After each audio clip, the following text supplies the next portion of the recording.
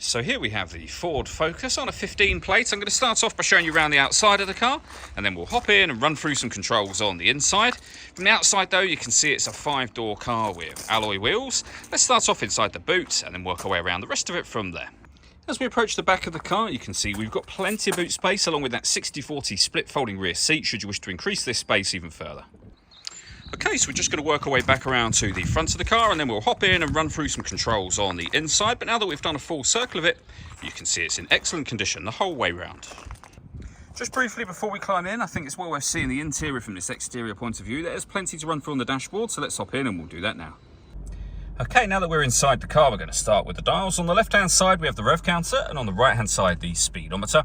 In the middle at the bottom, we have the fuel gauge and coolant temperature gauge, and above that, you can see the main trip computer, which includes the total miles for this car. They are 91,276. You can change information displayed up here using buttons on the steering wheel. So for a start, you can have a digital readout for the speedometer. There are then lots of individual pieces of trip computer info all the way back around to the 4 bits that we started out originally. And the buttons that I was using to do that are just here.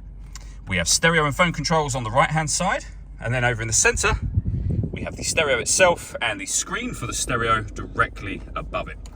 So up on here, you can access your radio, of course, and you'll see we've got FM, DAB, and AM available. If you want to listen to your own music, you can do so via the USB input, Bluetooth audio, auxiliary input as well. You can see there are plenty of ways to listen to your music, all of which are accessed via the buttons here. We have the main volume for the stereo, of course. And then below that, we have the air conditioning. So you can adjust the fan speed, temperature, and direction you like the air distributed in. The air conditioning's on, so that's off, back on again.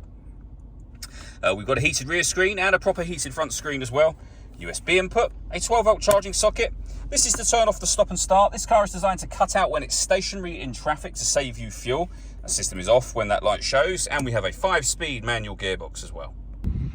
All that leaves me to say is thank you for taking the time to watch this video. If you'd like to come and see the car in person and have a test drive, please feel free to give us a call here at Surrey Specialist Cars. We'd love to hear from you soon.